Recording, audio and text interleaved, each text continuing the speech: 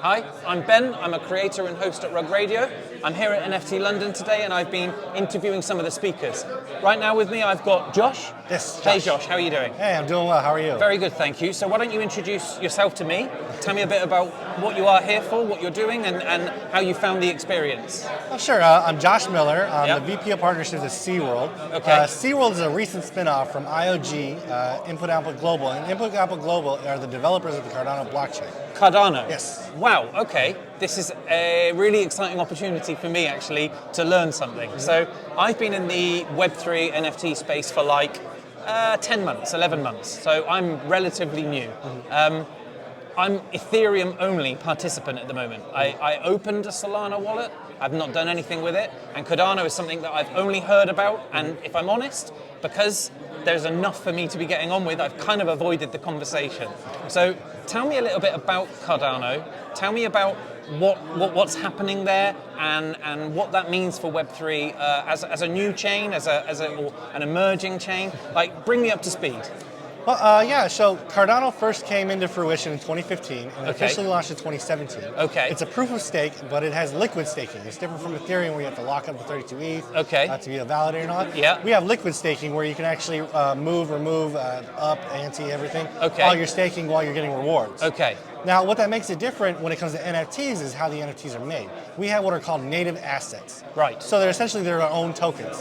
Okay. So we've got pretty fun meme ones like Hosky token, where they're not actually worth anything. Okay. They have their NFT collection. They did over like 400,000 NFTs. Right. And they're just for the fun of it, for the spirit of it, for the engagement of it. Right. It's really community driven. Okay. Okay, then we have the same as Ethereum when it comes to one-of-ones. We have 10,000 collections. All those ones you see, me, myself, I run one that's an actual physical coin with an NFC on it. Okay. You can use to redeem an NFT. Okay. So it's a lot of similarities in principle with Yeah. other blockchains that are out there, like you used to ETH or you used to Sol, Yeah. etc. It's just with Cardano, there's a lot more community-based, Yeah. community-focused engagement. Sure. And the community itself is a special ingredient to it because they're very open to working with others. Like we've had others coming over from ETH lately, one called Wab ETH, and then there's Sappy Seal, and a couple I've you seen know, these. Yeah. Okay. So they've come over and they've engaged Cardano community, not only to bring the Cardano fan base into their collection, but also to learn. Okay. Like they recently attended T-Con and Rare Bloom, events that we had in Vegas and Denver, respectively. Yeah, I saw those. Right, so we've got a lot going on in the NFT lane, and we're actually like number 5, number 3 in volume nowadays. Okay, right.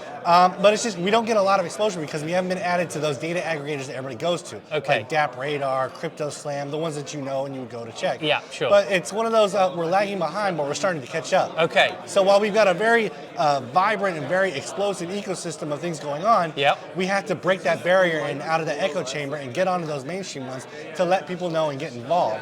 Because in the end, it's not just about the chain, it's not Cardano versus Ethereum, etc. Yeah. It's the creators, it's the art, it's the, Okay. it's the Bored Apes. On my side, it's the Ore Mob. It's Yeah. all the creators choose their chains. There's a lot of great stuff out there to look at. Yeah, I mean, you used a great term there a moment ago, and I can't remember what it was. I nearly chamber? stopped you. Thank you. Yes. Echo chamber, right? We are living in an echo chamber where we are here at NFT.London today, and we're on Twitter Spaces, we're in some Discords, etc. And it feels like a big wide world where we're all early and we're all coming in. But the reality is, it's a lot of the same people talking about a lot of the same things, just in Right. different rooms. What do you think needs to happen to broaden that conversation? Because what you're doing is clearly interesting, it's clearly progressive, it's going to be good for the space if it means that there is variety and people get to choose these things, but for whatever reason, it's not coming to the front. And so what do you think, what's prohibiting that, and what do you think can be done about it? I think it's mainstream adoption. Okay. Straight up, like we just saw the announcement, Instagram is adding NFTs to it. Right. But they're just calling them digital collectibles. Yes. Now then, how do you incentivize the people that don't utilize that right now to utilize it? Okay. You push something out to them, right? Yeah, yeah. And that's how you're going to bring mainstream out. Look at my digital collectible. Look at what I'm doing with this and that. Yeah. That's what people are going to want to engage in. They're going to Okay. like I would look at, like in the fashion industry right Yes. now with everything that's hot and modeling and all that. Yeah. I would look at doing something with Fashion Nova. Yeah. Fashion Nova does those giveaways all the time. Yep. They partner with creators, and then everybody says, use my Fashion Nova code for 10% off, or et Yeah. cetera, et cetera. Put that as a digital collectible. have the creators start shouting that these digital collectibles can be displayed on your Instagram, Yeah. and put them into AR. So I could, I can try out some fashion as Yeah. an AR. Yeah. I can post it. And I can post my code Yeah. or something that takes you to the fashion number. Boom, mainstream. Okay. You just reach an entire industry that Yeah. doesn't give two shits about NFTs. I think the thing that needs to be really vastly improved, though, is like the user experience. So it's about this notion that, okay, everything you've just said, I'm interested in. I want to join it. I want to get going. But at the moment, like, I have to buy cryptocurrency in a Coinbase or something like that.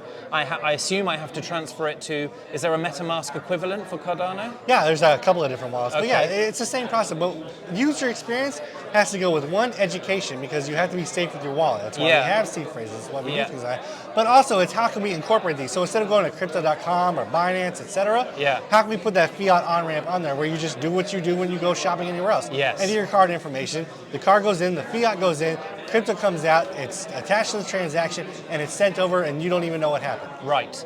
I mean, this is fascinating stuff. For me, exactly what you're saying. It's about breaking down barriers now that really allow people to join in with what we're doing without realizing they're joining. So let's take Reddit as a recent example, great right? one, yeah. So without knowing it, 3 million wallets created, and then a huge collection of digital collectibles have been purchased and are now worth a lot more money, and a whole new community has suddenly engaged in Web3 and NFT ownership without really realizing. Right. Okay, so what are more examples? Like, who has got the audience to be able to do that kind of thing? Reddit had 3 million people that it could drag on. Like, who are the other players here that you're hoping to see come to the Facebook fore? would be absolutely able to do it, or Meta, or whatever they're going by now. Yeah. They'd absolutely be able to do that, especially during the registration process or an update password. I mean, you can push that out to have people, hey, set this wallet up, or, you can make it the one that's off their password, and then you can have it ported onto there. Yeah. And it's just about being able to incorporate it in a way that makes sense. Yeah.